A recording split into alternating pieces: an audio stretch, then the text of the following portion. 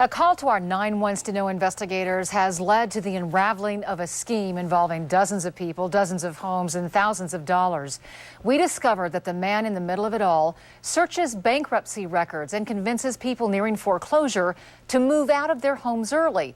Then he quietly rents the homes online and collects the money for himself. Jace Larson has spent 6 months investigating and is exposing the story tonight. Jace, your investigation has prompted multiple criminal investigations. Yeah, that's right. With each call we made to law enforcement, it seemed like a new police department launched a new investigation. Parker Police first, then the Arapahoe County District Attorney's Office. After more people learned about what 9 Wants to Know uncovered, now the Colorado Attorney General's office is involved. It got to the point where, you're robbing Peter to pay Paul. Even with a great credit score, a divorce forced Yvonne Arujo into bankruptcy and foreclosure. I got a call from this Associated Management, and he sounded legitimate. She thought it would be months before she'd have to move out of her house.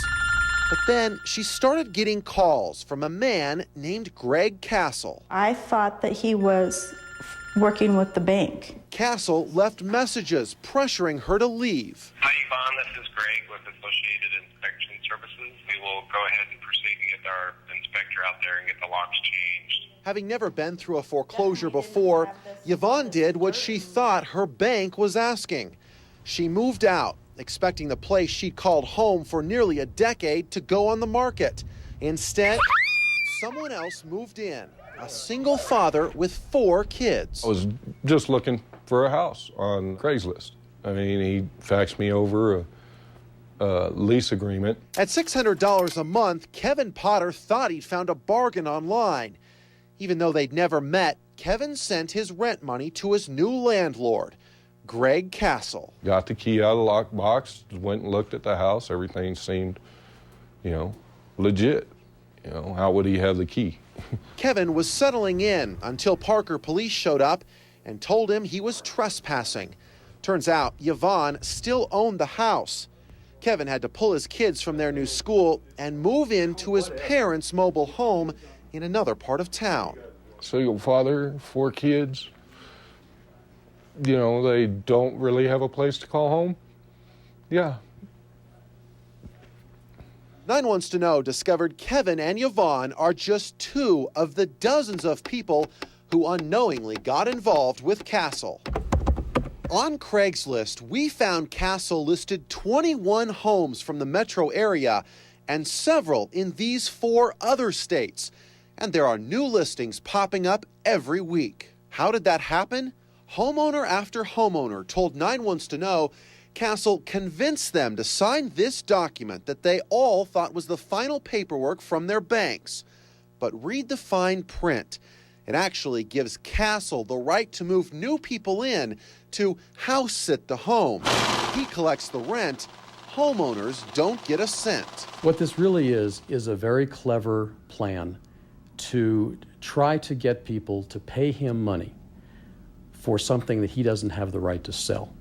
And that is the right to live in someone else's house. Attorney Andy Lowe says the document would never hold up in court as a legal contract. We decided to call Castle and talk to him ourselves. It's actually a pretty good deal. Greg Castle didn't show up. His employee, Heidi Parks, did. She says she's never met Castle. Usually it's all done via fax and email. In fact, no one we talked to ever has. My manager is in Utah. As we dug deeper, we uncovered a letter Greg Castle wrote to one of his tenants in Colorado. Only the return address matched that of a man here in the Salt Lake City area named Gordon Miller. And that Gordon Miller happens to be in trouble with the federal government for running a very similar kind of business. After we told police what we found, they believe Miller and Castle are really the same person. It's hundreds of thousands of dollars.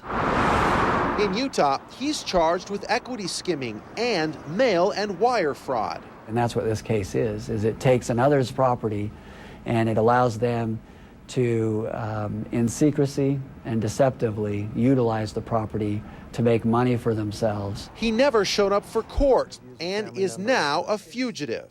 So we went to his last known address in Utah. the same address that Castle used on his paperwork that he sends to renters. His parents met us at the door. He's not here. Do you know where he is? Yeah. Where is he? He's in Malaysia. Malaysia, where he claimed to be when we contacted him on Facebook, before his profile vanished. It's the same country where we traced Greg Castle's emails. I'm convinced that they handpick the countries they want to go to, just because they know it's harder to get them out of there. Until the marshals get their man, Greg Castle is still handing out the keys to other people's castles. I just don't see how he could take advantage of somebody like that. Well, he's obviously in it for the money. So how do you know if the home you're about to rent is part of Greg Castle's deals? Well, each home is priced well below market value. For example, one home we found had a $2,000 a month mortgage. It was listed for just $600. The price simply does not match the market. And that's a good clue. All right. Jace Larson, thanks a lot. From the looks of Castle's Facebook page, life was pretty good on the run. That is, until U.S. Marshals showed up to spoil the fun when they delivered his one-way ticket back to the United States.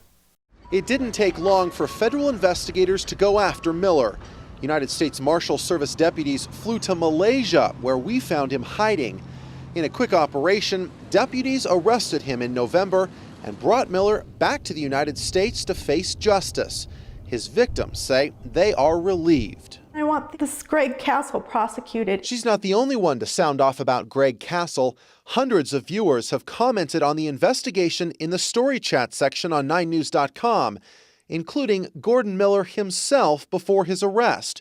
He was still claiming to be Greg Castle at the time and lashed out at our viewers. It's unbelievable how many of the posters here are ready to grab their pitchforks, he wrote. And he denied keeping any of the money that renters paid him. 100% of the rent collected is forwarded directly to the mortgage company, Miller wrote in his post. Well, if that's true, we couldn't find a single homeowner or mortgage company who would tell us they had received money from him. In his final post, Miller went after the victims in our story.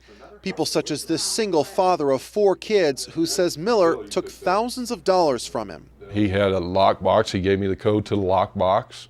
Got the key out of the lockbox, went and looked at the house. Everything seemed, legit. How would he have the key?